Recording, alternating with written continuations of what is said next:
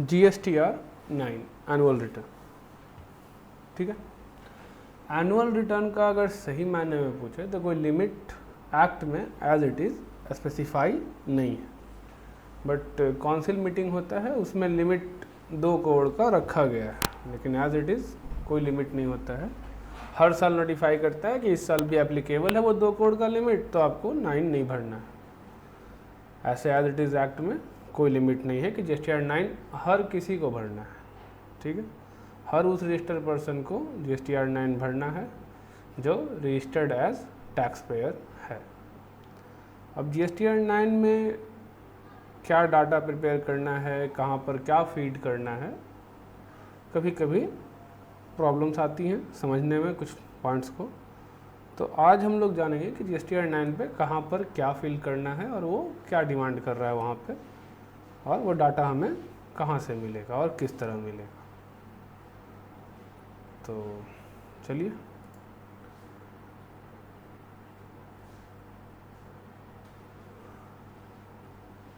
ये एक filed GSTR 9 है। सबसे पहला टेबल है टेबल 4। टेबल 4 आपसे क्या मांग रहा है? डिटेल ऑफ एडवांस, मतलब जो भी एडवांस का पेमेंट हुआ है, ठीक है, जो भी एडवांसेस पे हुआ है, जो भी इनवर्ड आउटवर्ड सप्लाई है जो ड्यूरिंग द ईयर हुआ है, जिस पर टैक्स पेएबल है। ठीक है, जैसे ही आप उसको खोलिएगा आपको दिखेगा सबसे पहले वो पूछेगा supply made to unregistered person B2C। तो आपको जो अनरजिस्टर्ड पर्सन को आपने टैक्सेबल सप्लाई किया वो आपको यहाँ पे भरना है। मैं टोटल जोड़ के आपको यहाँ पर दिखाना है। उसके बाद पूछेगा supply made to registered person B2B, वो आपको दूसरे कॉलम में भरना है। ज़्यादातर वो खुद से ही रीड कर लेता है अमाउंट को, नहीं करता है तो अपने हाथों से भरना है। टैक्स अमाउंट क्या है, स्टेट टैक्स क्या जमा हुआ है, वो सारा डिटेल आपको वहाँ पर भरना है। अगर थर्ड कॉलम में आए तो थर्ड ने बोला जियो रेटेड सप्लाई एक्सपोर्ट। ठीक है, ऑन पेमेंट ऑफ टैक्स। अब जियो रेटेड सप्लाई का क्या है कि उसमें 2 तरह का है, एक है विथ पेमेंट ऑफ टैक्स, एक है विदाउट पेमेंट ऑफ टैक्स। तो विथ पेमेंट ऑफ टैक्स यहाँ पे कवर है, जहाँ पर आपने IGST का पेमेंट किया है उसके बाद एक्सपोर्ट किया है। SEZ का सप्लाई भी जियो रेट में आता है, बट वो यहाँ पे कवर नहीं है, उसके लिए दूसरा कॉलम है। समझ गए? तो यहाँ पे सिर्फ और सिर्फ एक्सपोर्ट जाएगा, वो भी कैसा एक्सपोर्ट, जिस पर आपने विथ पेमेंट ऑफ टैक्स किया है, बॉन्ड LUT के अंदर नहीं किया है। अगर बॉन्ड LUT के अंदर किया उसे कहते हैं विदाउट पेमेंट ऑफ टैक्स। समझ गए? तो यहाँ पर ध्यान क्या रखना है, सिर्फ और सिर्फ वो ऐसा एक्सपोर्ट जाएगा जो with payment of tax, with payment of IGST हुआ, और IGST का अमाउंट आपको यहाँ पे भरना है। ठीक है, SEZ को अगर सप्लाई हुआ है तो आपको नेक्स्ट कॉलम में जाना है, वो है supply to SEZ on payment of tax. समझ गए? तो SEZ को with payment of tax supply हुआ है तो भी वो यहाँ पर आएगा। तो SEZ ऊपर ना आकर के नीचे में उसके लिए अलग से कॉलम दिया गया है। उसके बाद आता है डीम्ड एक्सपोर्ट। ये वैसा चीज़ है जो बेसिकली एक्सपोर्ट नहीं है। एक्सपोर्ट का डिफिनीशन क्या था, टाइम वैल्यू सबसे पहले तो उसका, सबसे पहले उसमें प्लेस ऑफ सप्लाई कहाँ है, इंडिया के बाहर। दूसरा था सप्लायर कहाँ है, इंडिया में। रिसिपिएंट कहाँ है, इंडिया के बाहर। अगर ये 3 कंडीशन सेटिस्फाई होता था तब जाके वो एक्सपोर्ट होता था। लेकिन डीम्ड एक्सपोर्ट में क्या है, कस्टम एक्ट के अंदर डिफाइन है डीम्ड एक्सपोर्ट, वैसा एक्सपोर्ट जो बेसिकली है तो इंडिया में ही, विद इन इंडिया है, इंडिया से बाहर नहीं है, but for the promotion of business और ट्रांजेक्शन। ठीक है, तो उसे एक्सपोर्ट का दर्जा दिया गया है। एक्सपोर्ट नहीं है बट एक्सपोर्ट का दर्जा दिया गया है। समझ गए? तो डीम्ड एक्सपोर्ट का जो केस होगा उसमें एज इट इज़ IGST का पेमेंट भी, CGST, SGST सबका पेमेंट हो सकता है, क्योंकि वो एक्सपोर्ट है नहीं, वो तो है तो विद इन इंडिया। हो सकता है with in India same state में हो तो CGST और SGST भी हो सकता है। इसलिए जब भी आप डीम्ड एक्सपोर्ट का कॉलम देखिएगा तो आपको CGST, SGST भी एक्टिवेटेड है, जबकि जियो डेट सप्लाई का कॉलम देखिएगा या सप्लाई टू SEZ का कॉलम देखिएगा तो वहाँ पे डीएक्टिवेटेड है। ठीक है,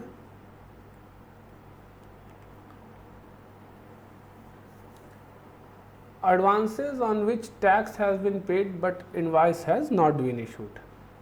वैसा एडवांस जिस पर आपने टैक्स पे किया।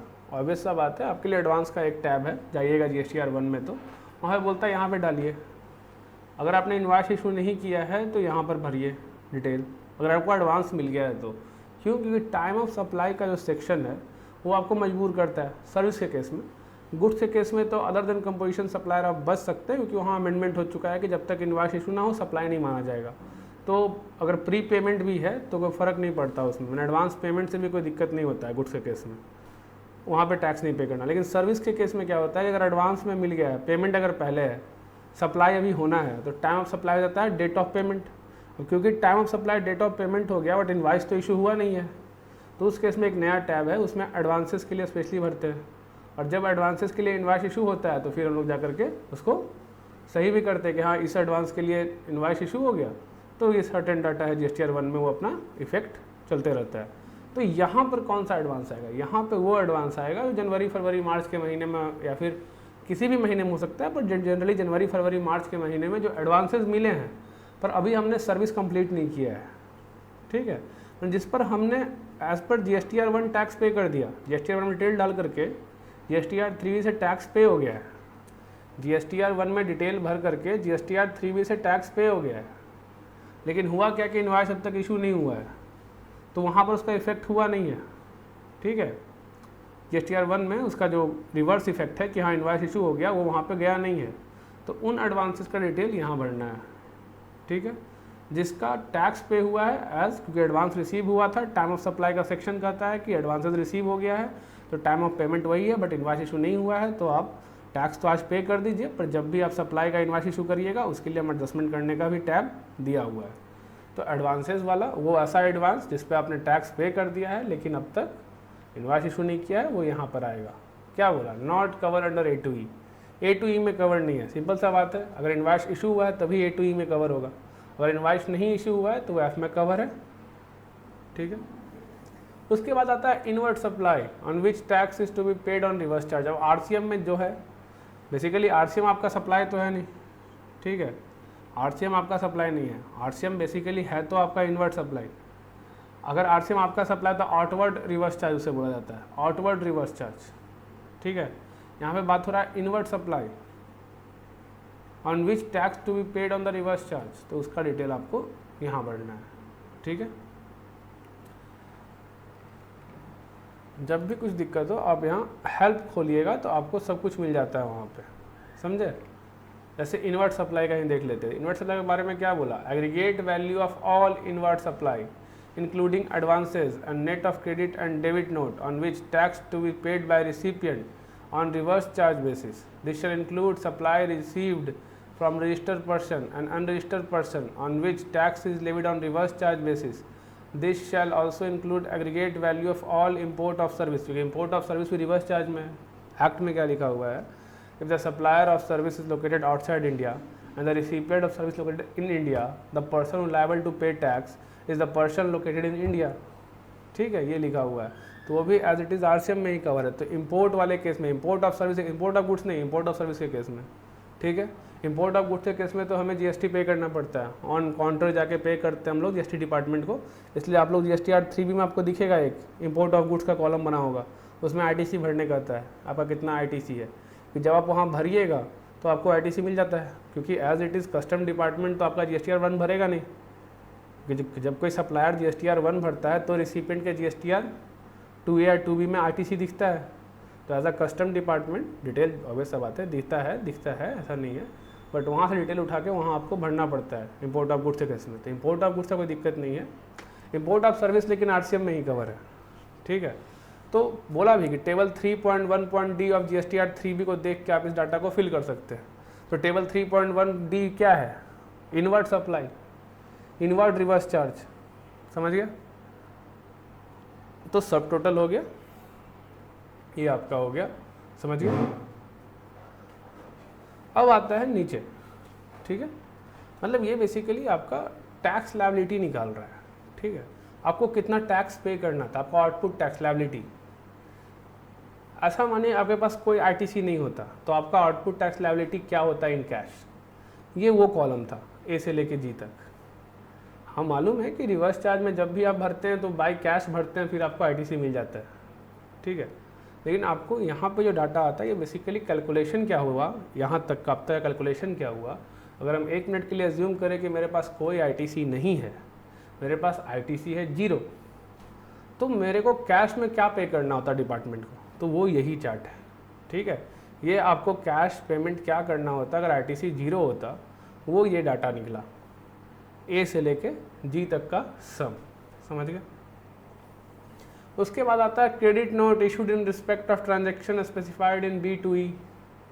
B2E के लिए जो क्रेडिट नोट इशू हुआ है, ठीक है, क्रेडिट नोट का जिसमें आपने सप्लाई को कम किया है इशू करके। Debit note issued in respect of transaction expired in B2E, transaction value बढ़ाया है, डेबिट नोट ऑब्वियस बात है वैल्यू बढ़ाता है। Supply tax declared through amendment, amendment के कारण क्या एडिशन हुआ, अमेंडमेंट के कारण क्या रिड्यूस हुआ, वो आपको यहाँ डालना है। ऐसा करने के बाद आपको टोटल आ जाता है यहाँ पर। अब ये जो कॉलम है ये बताता है कि डेबिट नोट क्रेडिट नोट के एडजस्टमेंट के बाद, ठीक है, अमेंडमेंट के बाद अब आपका लायबिलिटी क्या है, ठीक है।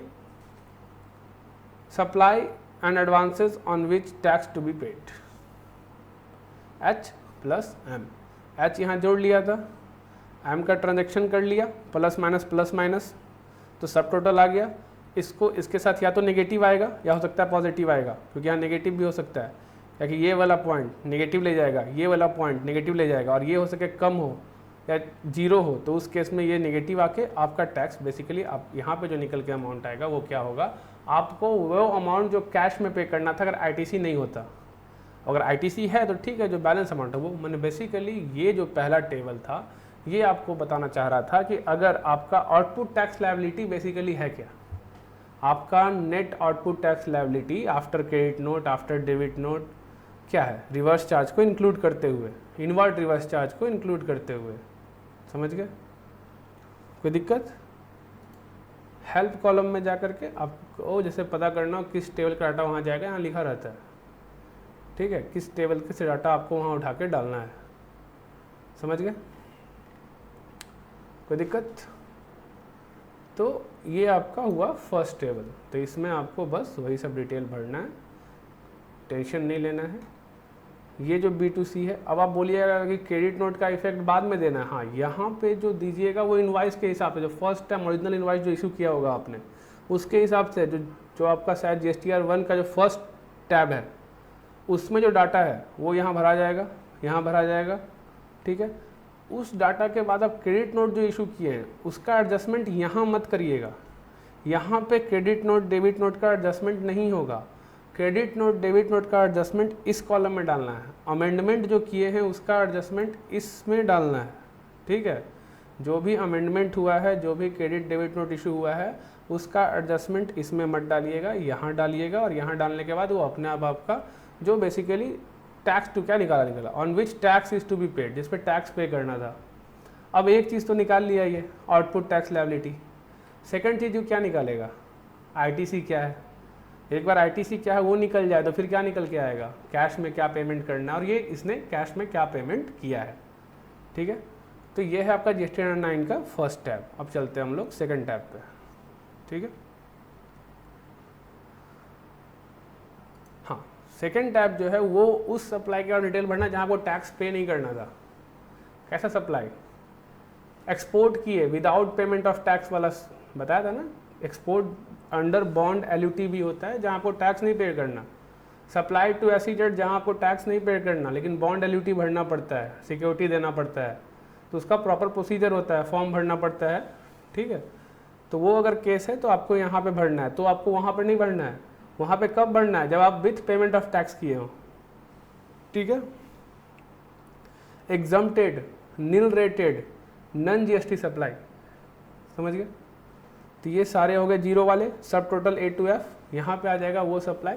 अब आपका ये टर्नओवर निकाल रहा है बेसिकली, अब आपका ये टर्नओवर निकाल रहा है, पहले वहाँ टैक्स वाले सप्लाई को निकाल लिया, इसको जोड़ेगा टर्नओवर आ जाएगा, समझे। उसमें बस इनवर्ट सप्लाई अंडर RCM को बाहर कर देगा,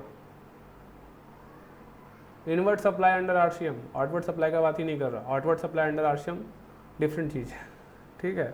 outward supply under RCM basically supply आपका है, आपका आउटवर्ड सप्लाई है, आपको बस टैक्स नहीं पे करना, ठीक है। जैसे यहाँ पे ये रहा आउटवर्ड सप्लाई अंडर आरसीएम, ये है वो। अगर आपने ऐसा कोई सप्लाई दिया है, ऐसा कोई सर्विस या गुड्स दिया है जिस पे जो सप्लाई तो आपका था, आप थे सप्लायर, लेकिन टैक्स रिसिपिएंट को पे करना था। अभी हमने जब टैक्स वाला केस पढ़ा वहाँ क्या पढ़ा था, इसके फर्स्ट वाले टैब में इनवर्ट सप्लाई था, मैं था रिसिपिएंट जो आरसीएम में कोई सर्विस ले रहा था या कोई गुड्स ले रहा था, मुझे टैक्स पे करना था, इसलिए मैंने अपने लायबिलिटी कॉलम के साथ उसको डाला वहाँ पे, ठीक है। लेकिन ये जो है आउटवर्ड सप्लाई जहाँ उसे टैक्स पे करना है वो यहाँ आएगा, है तो मेरा ना, ये जो सप्लाई है मेरा टर्नओवर का पार्ट है, टैक्स मुझे नहीं पे करना, टर्नओवर का पार्ट मेरा है, इसलिए वो यहाँ पे आएगा। Supply on which tax is to be paid by recipient, outward reverse charge इसे कहा जाता है सिंपल वर्ड में, outward reverse charge. Outward reverse charge, inward reverse charge में कंफ्यूज हो रहे हैं तो उसके अलग अलग से एक लेक्चर है, जाके सर्च कर लीजिएगा, है, ठीक है। तो वहाँ आपको outward reverse charge, inward reverse charge क्या कह रहा हूँ वो समझ में आ जाएगा, ठीक है। तो ये हो गया सब टोटल A to F, काम खत्म।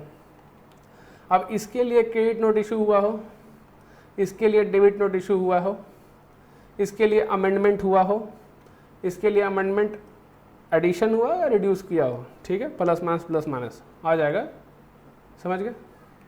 अब आएगा सब टोटल H2K हो गया, एक बॉक्स यहाँ एक बॉक्स यहाँ, क्या लिखा, turnover on which tax is not to be paid, G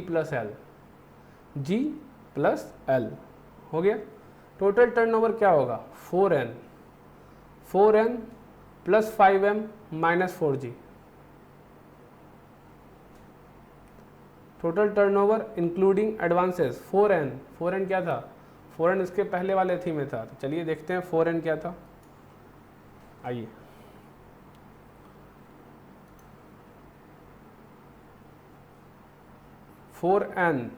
तो 4N समझ गए, 4N ये रहा, और 4G को माइनस करने का आता, ये रहा 4G, क्योंकि ये मेरे टर्नओवर का पार्ट तो है नहीं समझे।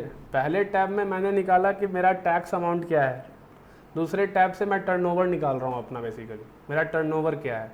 तो ये तो इनवर्ट रिवर्स चार्ज था ना, ये तो इनवर्ट रिवर्स चार्ज था, इनवर्ट रिवर्स चार्ज, ये मेरे टर्नओवर का पार्ट ही नहीं था। तो 4N माइनस 4G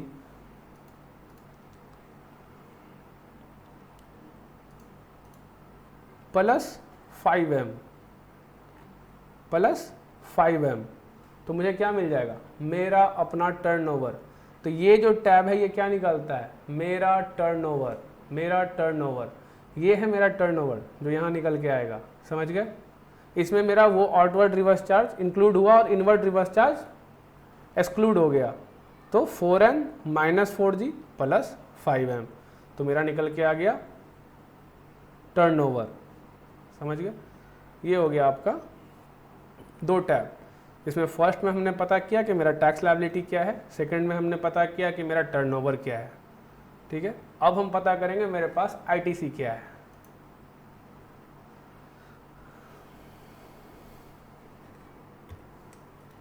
अब ये जो है इसमें क्या है, पहले क्या पूछा, total amount of input tax credit availed through form GSTR 3B।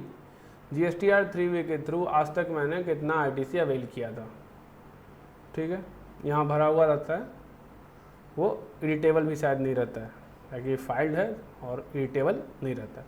तो यहाँ आपको GSTR 3B में आपने क्या अवेल कर लिया वो बता दिया आप, ठीक है। GSTR 3B में आपने कितना ITC अवेल कर लिया। अब आते हैं नीचे, B पूछा inward supply other than import and inward supply liable to reverse charge but include service received from SEZ।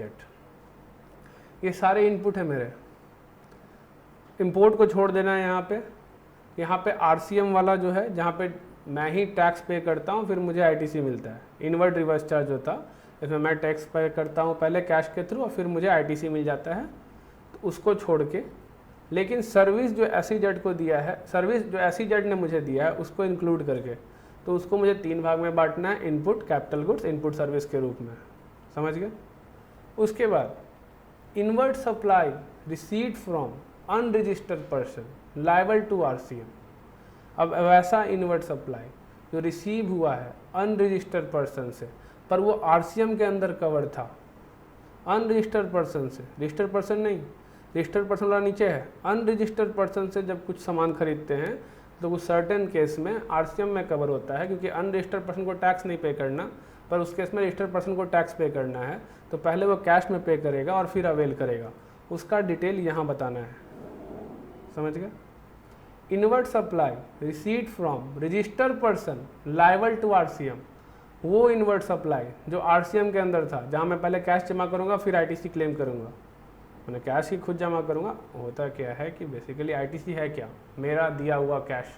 अब या तो मैं सप्लायर को जीएसटी का अमाउंट पे करता, वो GSTR 1 भरता, GSTR 2 भी में आता, आरसीएम कहता है इतना मेहनत क्यों करोगे, खुद ही जमा कर लो और फिर खुद ही आईटीसी क्लेम कर लो, ठीक है, यही फ़र्क है बस। तो जो रजिस्टर्ड पर्सन से खरीदे हैं वो जो आरसीएम में कवर, जैसे कि सिक्योरिटी सर्विसेज सर्टेन कंडीशन के साथ, जीटीए का सर्विस सर्टेन कंडीशन के साथ, डायरेक्टर का सर्विस, ठीक है, ये सब आरसीएम में है, तो वो जो आरसीएम में है वो यहाँ कवर होगा, समझ गए।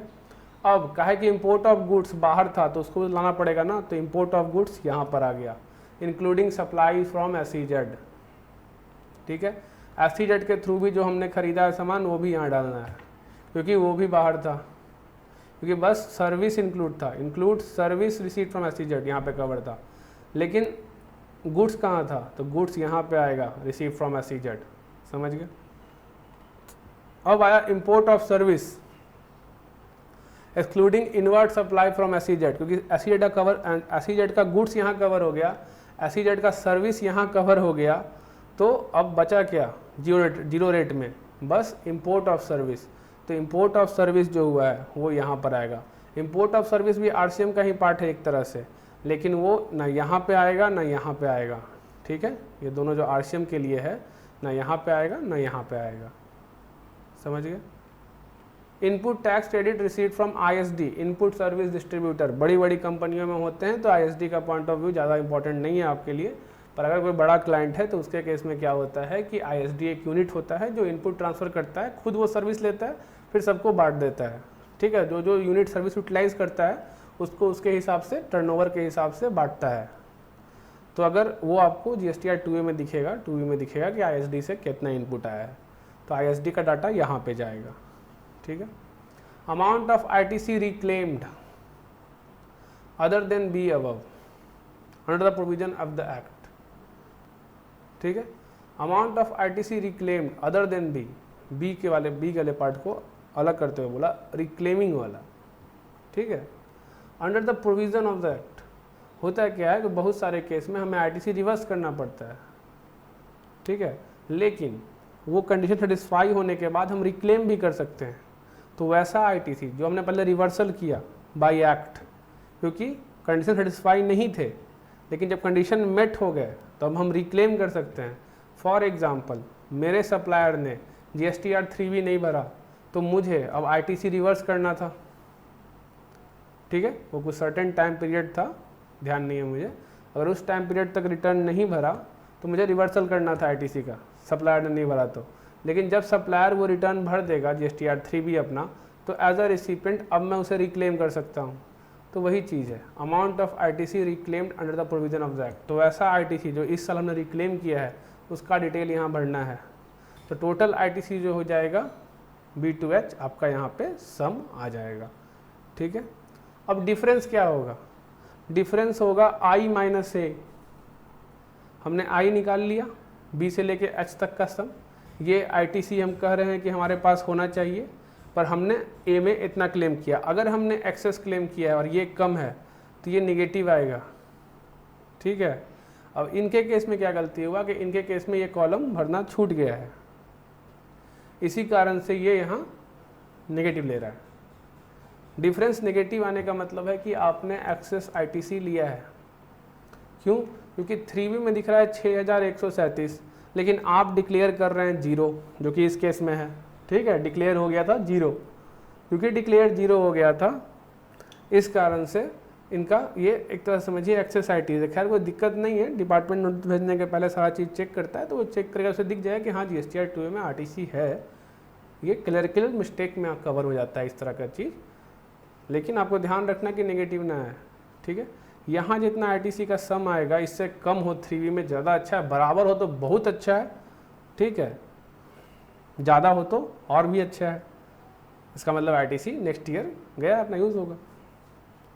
अब ये ट्रांजिशन पीरियड का था, ये अब एज इट इज़ इम्पॉर्टेंट नहीं है, ठीक है, उसको छोड़ दीजिए। ट्रांजिशन क्रेडिट को ट्रान 1 ट्रान 2 को। Any other ITC availed but not specified above, और कुछ और आईटीसी है तो यहाँ बताइए, और उसके बाद आपके पास टोटल आईटीसी अवेल्ड का डाटा आ जाएगा I प्लस एन, ये I था, B से H का सम plus N, total ITC availed क्या किया है आपने वो आ जाएगा, समझ गए।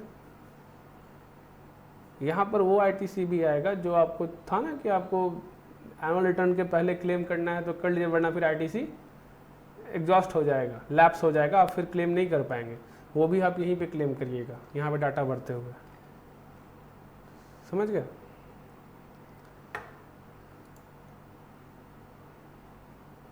अब ये मैंने दे दिया अपना आईटीसी का डिटेल, ये मैंने दे दिया अपने टर्नओवर का डिटेल, ये मैंने दे दिया मेरे आउटपुट टैक्स का डिटेल, ठीक है। अब आता है detail of ITC reversed and ineligible ITC for the financial year. तो हमने डाल दिया था क्या, आईटीसी क्या है, ठीक है, रिवर्सल क्या हुआ ये वहाँ नहीं बताना, वहाँ नेट नहीं करना है, नेटिंग नहीं करना कभी भी, वहाँ पे नेटिंग नहीं करना है, मतलब ये नहीं कि रिवर्सल हुआ प्लस इतना आईटीसी, तो ये जो एक्चुअल में आईटीसी था वही डालना है वहाँ पे।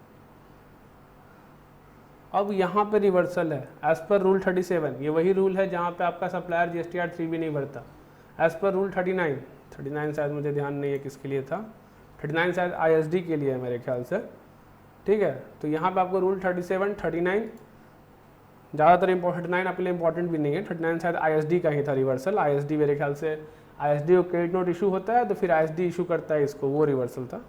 एक्सेस आईटीसी के ट्रांसफ़र के केस में रिवर्सल 39 के अंदर होता है, आईएसडी वाला केस में ट्रांसफ़र होता है, तो खैर ध्यान नहीं है, मेरे ख्याल से यही था। 39 इंपॉर्टेंट भी नहीं है एज इट इज़, अगर आप नॉर्मल किसी का जीएसटीआर 9 भर रहे हैं तो।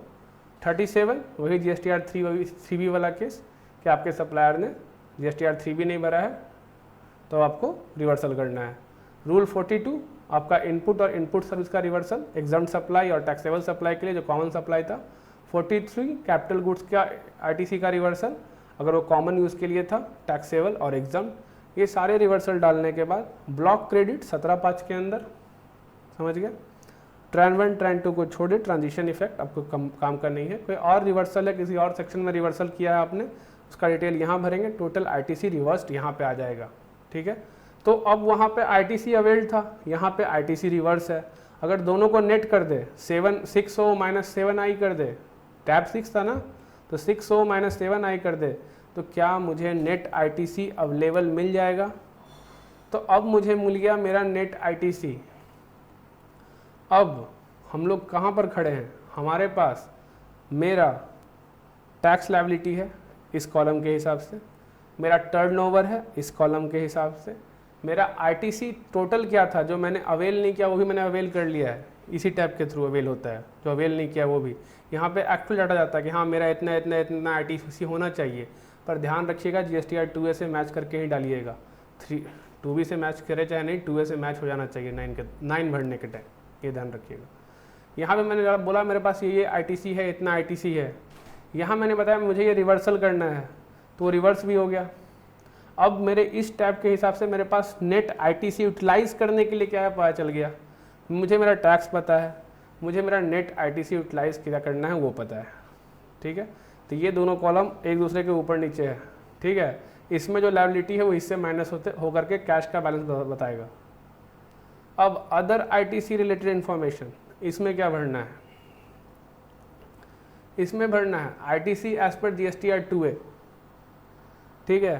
जीएसटीआर 2A के हिसाब से आईटीसी क्या है वो यहाँ पर आएगा।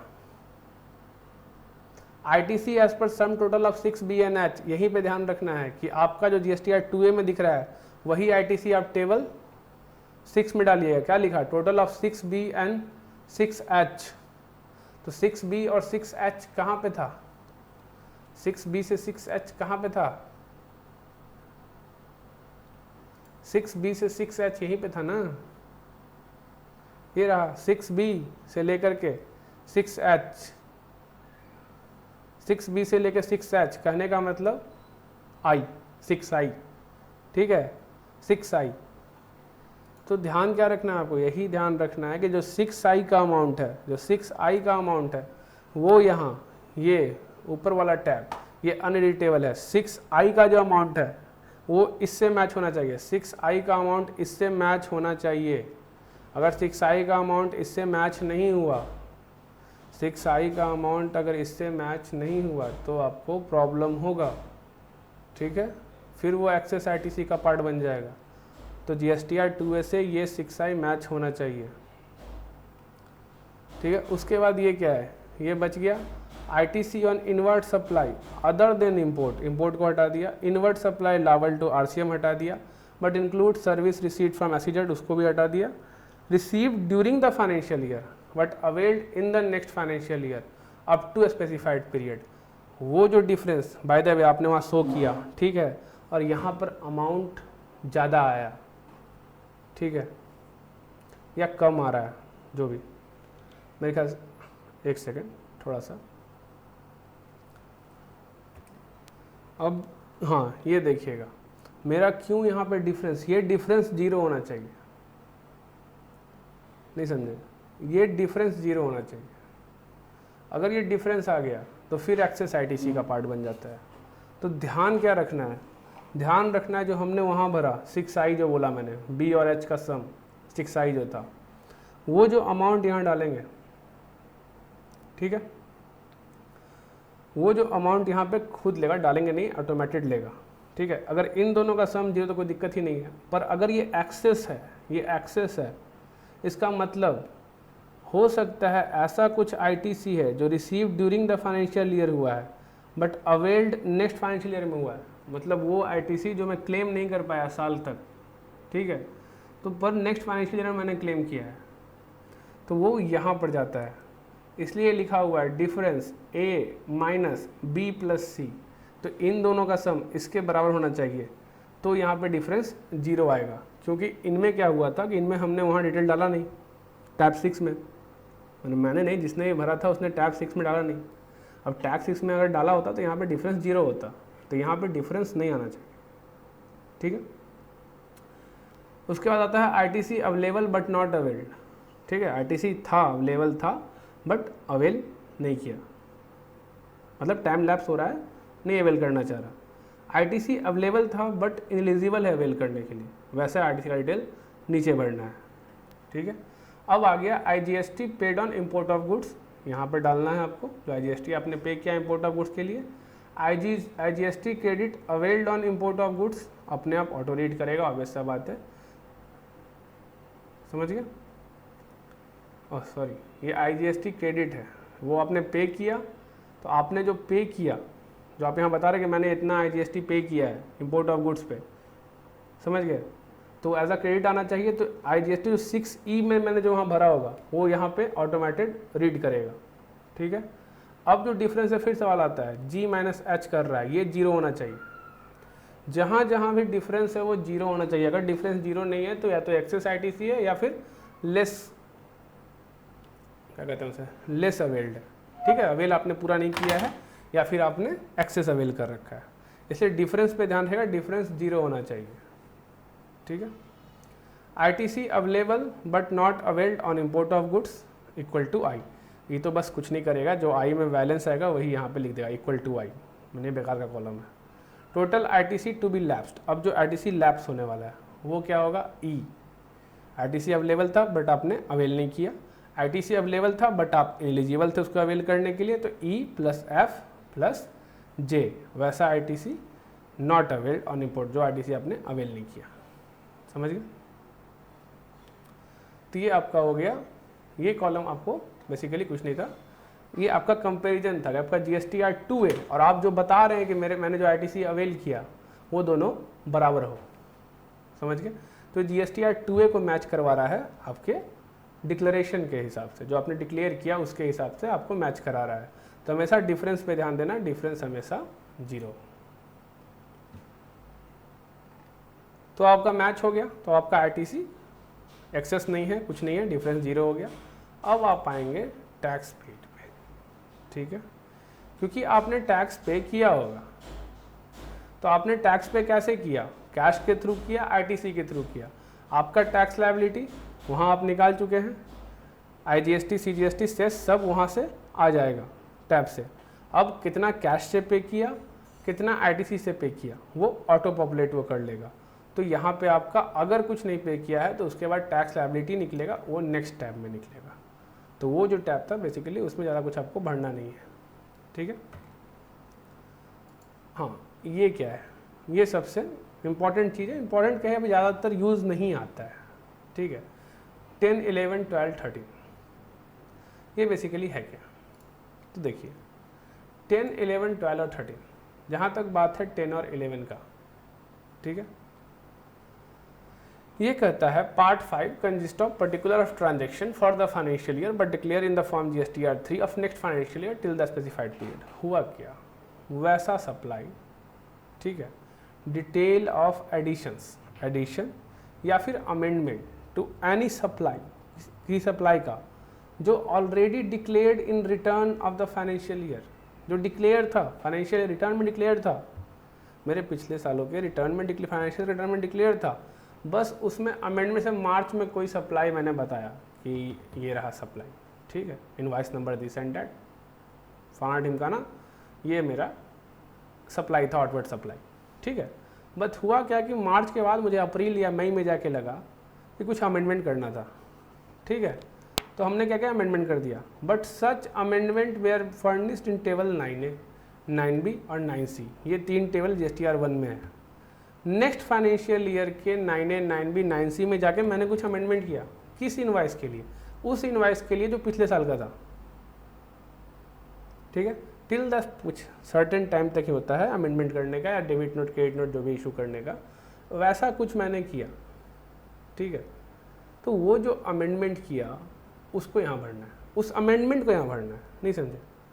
जो एडिशन हुआ, डिटेल ऑफ एडिशन मांगा है, वो सप्लाई का वैल्यू डिटेल ऑफ एडिशन, क्या एडिशन हुआ, क्या अमेंडमेंट हुआ, मैंने क्या लेस हुआ, ठीक है। वो जो अमाउंट ऐड या लेस हुआ उसका डिटेल यहाँ भरना है।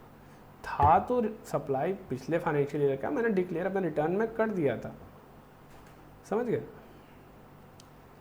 लेकिन बाद में मुझे पता चला कि भाई साहब मैंने डिक्लेयर कर दिया, ठीक है, मार्च के महीने में मैंने इनवॉइस चढ़ा दिया, लेकिन मुझे अप्रैल मई जून के महीने में लगा कि उसमें कुछ अमेंडमेंट करना है, मैंने अमेंडमेंट नेक्स्ट मंथ में किया, तो अब उसका अमेंडमेंट यहाँ पे आएगा, ठीक है। चाहे ऐड हो चाहे लेस हो, यहीं पे आएगा 10 और 11, समझ गए। अगर इंक्रीज हुआ है तो 10 में, अगर डिक्रीज हुआ है तो 11 के थ्रू आएगा। क्रेडिट नोट इशू कर दिया, क्रेडिट नोट इशू कर दिया, मान लो एग्जाम्पल के लिए क्रेडिट नोट इशू कर दिया, समझ गए। तो credit note during financial year जो इशू किया वो तो वहाँ कवर हो गया पहला वाला टैब में, लेकिन आफ्टर फाइनेंशियल ईयर और कुछ क्रेडिट नोट इशू किया या अमेंडमेंट किया तो उसका डिटेल वहाँ नहीं जाएगा, यहाँ पर आएगा 10 में, समझ गए। तो उसका डिटेल 10 में आएगा, उसका डिटेल 11 में आएगा, तो इसको ध्यान रखना, समझ गए, कोई दिक्कत। तो वही चीज़ लिखा हुआ था, particular of transaction for the financial year declare in return of next financial year till the specified period. उसके बाद reversal of ITC avail during previous financial year, कुछ रिवर्सल किया हुआ आईटीसी को, 37 का रिवर्सल, ठीक है। तो रिवर्सल ऑफ आईटीसी जो अवेल हो गया प्रीवियस फाइनेंशियल ईयर में, बट तुम रिवर्सल कर सकते, कैसे? Aggregate value of reversal of ITC which was availed in financial year but reversed in return filed for next financial year. मतलब अब तक जो मैं डाटा भर रहा था वो अप्रैल से लेकर मार्च का ही देख के भर रहा था GSTR 1-3, लेकिन मार्च के बाद मैंने अप्रैल मई जून जुलाई अगस्त में कुछ कुछ चेंजेस किए हैं, उन चेंजेस को यहाँ बताना है। तो जैसे कि मैंने रिवर्सल किया, आईटीसी अवेल पिछले साल किया था, कोई डाउट नहीं, बट रिवर्सल मैंने कुछ कारणवश रूल 37 या रूल 42 किसी के कारण मुझे रिवर्सल करना पड़ा है, तो वो रिवर्सल मैं यहाँ बताऊँगा, समझ गए। Aggregate value of reversal of ITC was availed in financial year but reversed in return filed for next financial year till a specified period. Table 4B of GSTR 3B may be used. समझ गए। उसके बाद ITC availed for the financial year, ये जो last 13, ये क्या है? Detail of ITC for goods और service received in financial year, but ITC for the same was availed in return filed for next financial year. अब मेरे पास या तो डेट ऑफ एनुअल रिटर्न तक का टाइम है ITC अवेल करने का, तो हुआ क्या कि मेरा ITC था वो पिछले साल का, पर मैं अवेल नहीं किया था। मैंने अवेल कब किया है? इस साल में, ठीक है। तो वो यहाँ पे बताऊँगा कि मैंने अवेल किया है। ये ITC था तो मेरा वही अप्रैल से मार्च तक का पिछले साल का, अवेल लेकिन नेक्स्ट फाइनेंशियल ईयर में हुआ है। समझ गए?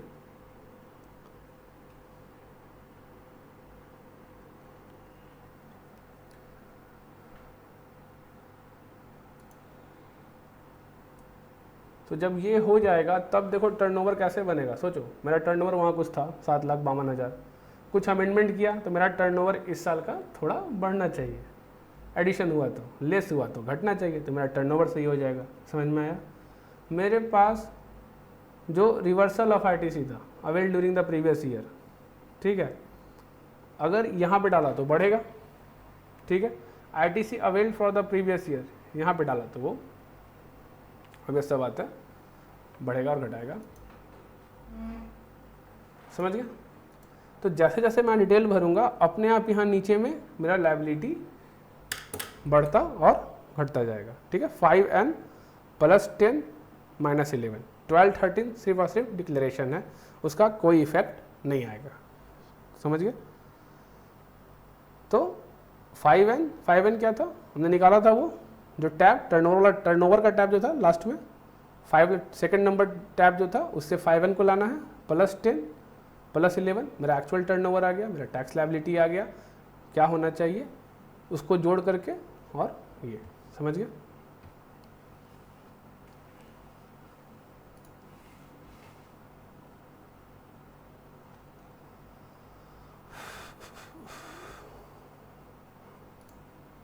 अब differential tax to be paid on account of 10 और 11, ठीक है। अब 10 से 11 में डाटा डाला है, उसके कारण मुझे क्या पे करना होगा वो खुद ले लेगा, वहाँ से उठा लेगा। मैंने क्या पे किया है ये मुझे भरना पड़ेगा। अगर मैंने कुछ पे किया है तो मैं भर दूंगा। समझ गए? तो मुझे फिर मेरा GST 9 बैलेंस हो जाएगा, नहीं पे करना पड़ेगा कुछ। Differential tax paid on account transaction related to the financial year but declare in return of next financial year. समझ गए ना? सिंपल सा चीज़ है। मार्च का कोई इनवाइस है, मान लो कुछ डाला, बाद में पता चला कि वो 10 लाख का नहीं 12 लाख का वैल्यू होना चाहिए था। मैंने मान लो अगस्त के महीने में उसको चेंज किया, थ्रू डेबिट नोट मान लेते हैं चेंज किया। जब मैंने थ्रू डेबिट नोट उसको एक्स्ट्रा का भेजा तो अभी सब बढ़ गया, तो वहाँ डिटेल जब डालूंगा तो वहाँ tax amount, integrated tax, CGST यही सब डालूंगा, तो यहाँ पे पेबल आ जाएगा। तो मुझे यहाँ बताना पड़ेगा कि जब अगस्त का मैंने रिटर्न भरा तो वहाँ उससे पे कर दिया है, तो यहाँ पे पेड का कॉलम भरा जाएगा। समझ गया?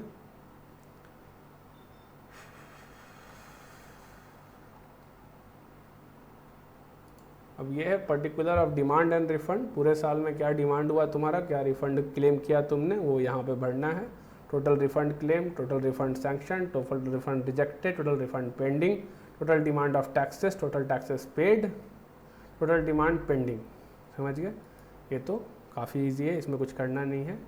जो मेन आपका टैब है ये और ये भरना, और ये वाला, और ये 14 तक आपका मेन टैब है, ठीक है।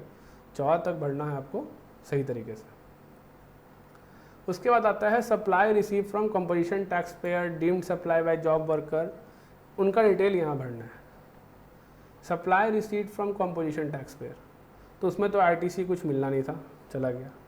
डीम्ड सप्लाई, अब होता क्या, अगर मैंने जॉब वर्क पे भेजा है सामान, तो अगर 1 साल में वापस नहीं आया, अगर गुड्स है तो, और कैपिटल गुड्स में शायद 3 या 2 साल है, ध्यान नहीं है मुझे, तो जो भी 3 या 2 साल है उसमें वापस नहीं आया तो डीम्ड सप्लाई में आ जाता है उस डेट से जिस डेट को गुड रिसीव्ड हुआ है जॉब वर्कर को, डायरेक्टली रिसीव हुआ है। तो अगर मैंने सेंड किया है तो उस डेट से जिस डेट को मैंने सेंड किया था गुड जॉब वर्कर को, ठीक है, तो वो डीम्ड सप्लाई में आता है। तो वो यहाँ पे भरना है आपको कि डीम्ड सप्लाई हो गया, ये उसका वैल्यू है, ये इसका टैक्स अमाउंट है। Good Saint on approval basis but not return, इसमें 6 महीना का समय रहता है। तो अगर 6 महीने में वापस नहीं आया या उसने अप्रूवल दिया तो फिर तो सप्लाई ही हो गया। अगर 6 महीने में वापस नहीं आया तो जस्ट नेक्स्ट डे जो होता है उसमें मान लेता है डीम्ड सप्लाई, तो यहाँ भी डीम्ड सप्लाई का डिटेल यहाँ पे भरना है, ठीक है। ज़्यादातर ये आपको काम नहीं ही पड़ेगा, उसका डिटेल वहाँ पर भरना है, जॉब वर्क का और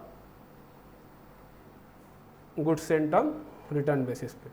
फिर HSN वाइज समरी आपको आउटवर्ड सप्लाई का भरना है, HSN वाइज समरी आपको इनवर्ड सप्लाई का भरना है। सबसे लेंदी काम यही है, ठीक है, सबसे लेंदी काम ये है, ये भरना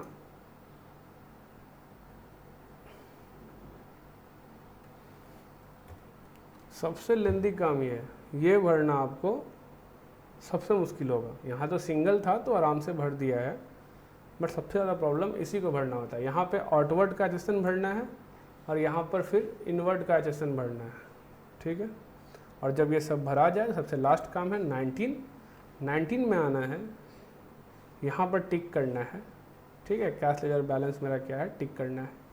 क्रिएट चालान करना है, एडिशनल कैश रिक्वायर्ड है तो, समझ गए। क्रिएट चालान करके चालान जनरेट करना है, पेमेंट करना है, फिर फाइल GSTR 9, दैट्स इट, ठीक है। तो आपका इस तरह से GSTR 9 एंड हो गया। तो GSTR 9 का जो मेन टैब है आपका ये और ये, समझ गए। ये 3 अगर आपने सही से भर लिया तो बाकी में तो एज इट इज़ कुछ खास नहीं है, ठीक है। मतलब 7 तक भरने के बाद तो फिर एज इट इज़ इसी का डाटा थोड़ा ऊपर नीचे इधर उधर चलता रहता है। जनरली भरना बहुत कॉम्प्लेक्स काम है। इसको भरने के लिए आपको क्लाइंट को शुरू से लेके अंत तक सही तरीके से अगर भरना है तो क्लाइंट को शुरू से लेके अंत तक आपके हिसाब से चलना चाहिए, आपके पास हर डाटा अवेलेबल होना चाहिए, नहीं तो इसको भर पाना इतना आसान भी नहीं है। हाँ, अगर कम अमाउंट का है, 10 लाख 20 लाख का टर्नओवर है, इनवाइसेस कम है उसके पास, सिंगल सप्लायर है, सर्विस का सप्लायर करता है, 1-2 सर्विस दिया है, काम ख़त्म है, तो भरना ईजी है, अन्यथा काफ़ी डिफ़िकल्ट होता है। तो चलिए, ठीक है।